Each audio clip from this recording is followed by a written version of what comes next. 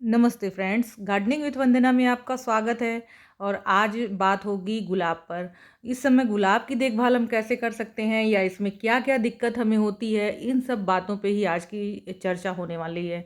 तो सबसे पहले तो गुलाब में इस समय कैसी फ्लावरिंग हो रही है, ये थोड़ी-थोड़ी देख लेते हैं। कुछ प्लांट्स में फ्लावरिंग शुरू हो गई है। उसको भी मैं अब ये देखिए आप कितने सुंदर से फ्लावर खिलने शुरू हो गए हैं। और प्लांट में देखिए खूब हरियाली है क्योंकि इस समय बरसात अच्छी हो रही है और फ्लावरिंग भी अच्छी है। ये जो अभी प्लांट आप देख रहे हैं ये कश्मीरी गुलाब का पौधा है और इसमें भी बहुत अच्छी फ्लावरिंग जैसे देसी गुलाब में होती है उसी तरह से होती है। देसी गुलाब में खुशबू होती है, पर इस तरह के प्लांट्स में खुशबू नहीं होती है। पर यह है कि ये जो फूल हैं वो लंबे समय तक रहते हैं। देसी गुलाब में फूल एक दिन में ही सूख जाते हैं, लेकिन ये 7 से 8 दिनों तक इसमें फूल लगे रहते हैं।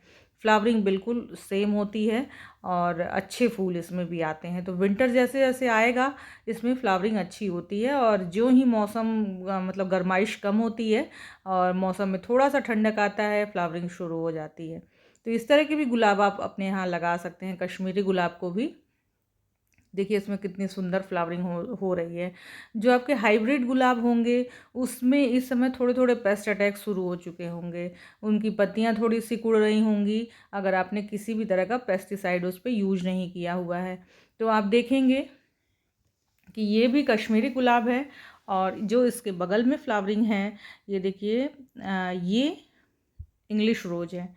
इंग्लिश रोज में क्या है कि इस समय बहुत ज़्यादा पेस्ट अटैक होते हैं। आप कितने भी पेस्टिसाइड साफ किसी भी चीज़ का इस्तेमाल कर लें, लेकिन ये जो अगस्त का महीना सितंबर का महीना होता है ये पेस्ट अटैक का महीना होता है। जैसे ही बारिश कम होती है तुरंत इस पे पेस्ट अटैक लगने शुरू हो जाते हैं। कलर अभी बिल्कुल देखिए पिंक और वाइट सा दिख रहा है, लेकिन ये एक्चुअल कलर नहीं है, ये पूरा मरून कलर के इसमें फूल आते हैं। तो जैसे जैसे विंटर में जो फूल के एक्चुअल कलर होते हैं वो आते हैं।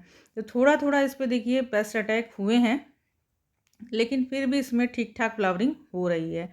क्योंकि इस पे मैंने पेस्टिसाइड का यूज किया हुआ है। पेस्टिसाइड में आप एक्जोडस, काका या इस तरह के कोई भी पेस्टिसाइड ले सकते हैं। 2 ml प्रति लीटर के हिसाब से आप घोलें और इस पे स्प्रे करें। इस टाइम बरसात के दिनों में नाइट्रोजन खूब भरपूर मात्रा में प्लांट्स को मिलता है, जिससे कि पत्तियां अच्छी अच्छी आती हैं। और जैसे जैसे पत्तियां अच्छी आती हैं इनमें पेस्ट अटैक होने की शुरुआत हो जाती है। देखिए मैं इस समय एक्जोडस का यूज कर रही हूँ। ये कोई प्रमोशनल वीडियो नहीं है, क्योंकि इसके रिव्यू अच्छे हैं और इसके रिजल्ट भी अच्छे हैं। मैं इसे हमेशा यूज करती हूँ। तो आप इसे भी इस्तेमाल कर सकते हैं, अच्छा है ये एक्जोडस। ये आपको अमेजॉन और फ्लिपकार्ट पे भी शायद मिल सकता है। तो इसे यूज करने का जो तरीका है वो तो मैंने आपको बताया ही कि इसको जो भी पत्तियां सिकुड़ रही हैं ध्यान दें कि जो पत्तियां सिकुड़ गई हैं वो नहीं ठीक होंगी। जो पत्ते पीले हो चुके हैं वो भी ठीक नहीं होंगे, लेकिन जो नए पत्ते आएंगे इस तरह से आप जो भी फोलियर स्प्रे कर रहे हैं अपने प्लांट पे, तो उसमें आपको जो नई पत्तियां आई हैं उसमें पेस्ट अटैक नहीं लगेंगे। इस समय डाई बैग बहुत होता है, तो बहुत छोटी छोटी सी ब्रांचेज होती हैं जो कि ऊपर से काली होने लगती हैं और वो बढ़ते बढ़ते नीचे तक चला जाता है, जिससे कि प्लांट्स खराब हो जाते हैं।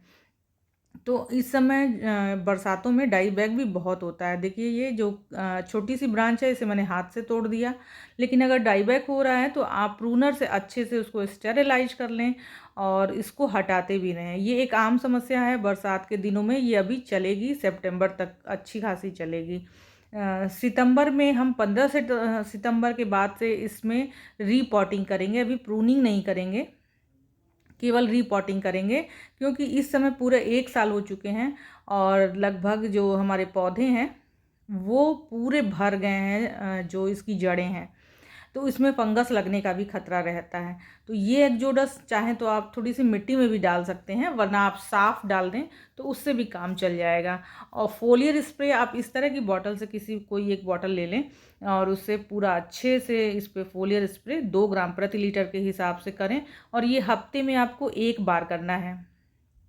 एक बार करते हैं, जैसे बहुत ज़्यादा है तो आप हफ्ते में 2 बार कर दें, वरना आप हर हफ्ते में 1 बार करते हैं तो किसी भी तरह के पेस्ट अटैक ये सब थोड़े कम हो जाएंगे।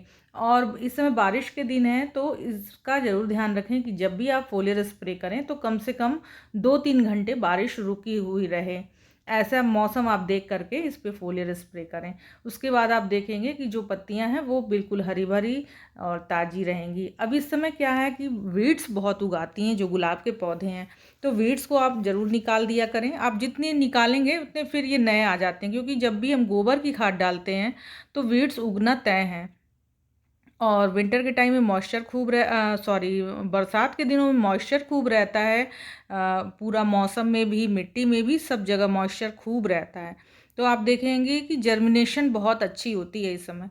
तो वीड्स की भी जर्मिनेशन बहुत तेज़ी से होती है, और इसे आप खूब अच्छे से निकाल लें। और हल्का सा, चूँकि मिट्टी गीली है तो इसलिए बहुत ज़्यादा गुड़ाई अच्छे से नहीं हो पाएगी, लेकिन हल्की फुल्की आप गुड़ाई कर दें, जिससे कि जो फंगस वगैरह हो वो थोड़ी सी उलट पलट हो जाए मिट्टी, और जिससे कि फंगस धीरे धीरे ख़त्म हो जाए।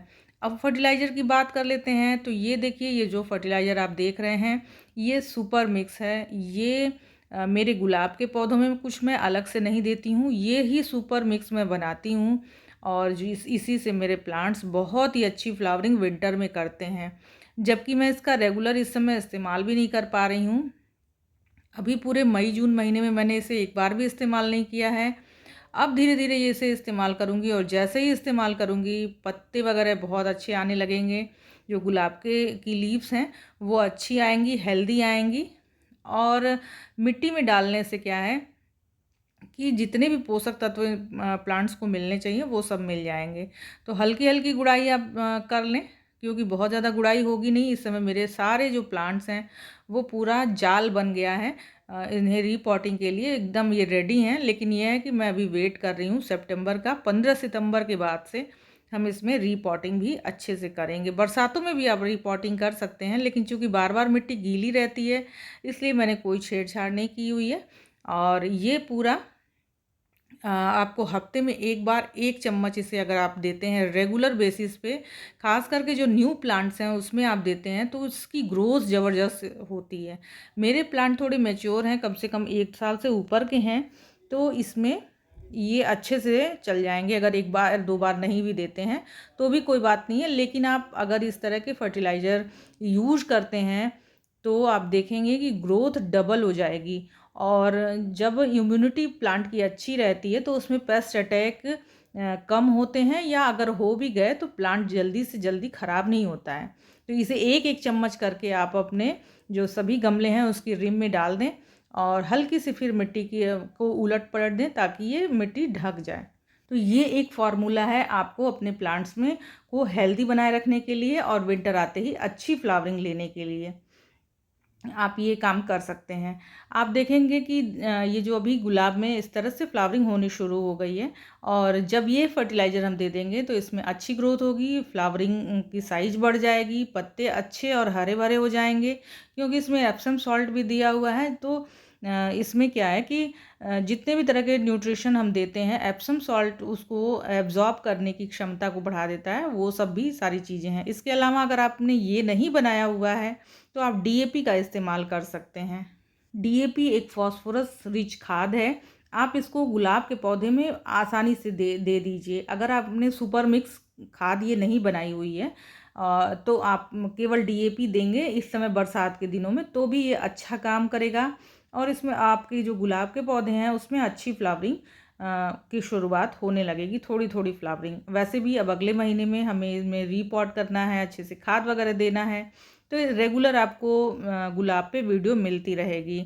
और गुलाब में जो सबसे ज़्यादा दिक्कत होती है, पत्ते कम हो जाते हैं। ज़रा सा भी कोई पेस्ट अटैक हुआ पत्ते सब गिर जाते हैं, कोई भी फर्टिलाइज़र अधिक हो गया पत्ते गिर जाते हैं। तो गुलाब में फूल लेने से पहले खूब ढेर सारे पत्तियां होनी चाहिए। इस चीज़ का हमें ज़रूर ध्यान रखना है कि जो भी हम प्लांट्स लगा रहे हैं गुलाब के, पत्तियां जितनी ज़्यादा अच्छी रहेंगी, स्वस्थ रहेंगी, प्लांट उतना ही हेल्दी रहेगा। मिट्टी इसकी कैसे बनाते हैं इसकी भी प्रिपरेशन आप अभी से कर लीजिए, क्योंकि अगले महीने में ही सितंबर में जब हम इसकी रीपॉटिंग करेंगे, इसमें नई मिट्टी देंगे, खूब ऊर्जावान मिट्टी और खाद देंगे, तो उससे क्या है कि ये सारे प्लांट फिर और भी ज़्यादा हरे भरे और सुंदर हो जाएंगे। तो उस पर भी वीडियो आपको मिलेगी। और ये थोड़ी सी छोटी सी इन्फॉर्मेशन, यही ट्रिक मैं अपनाती हूँ, कुछ अलग ऐसा नहीं डालती हूँ। तो ये इन्फॉर्मेशन आपको अच्छी लगी हो तो इसे लाइक ज़रूर करिएगा। और गार्डनिंग से रिलेटेड वीडियोज़ आपको देखने हैं तो मुझे आप सब्सक्राइब भी कर सकते हैं। नमस्ते फ्रेंड।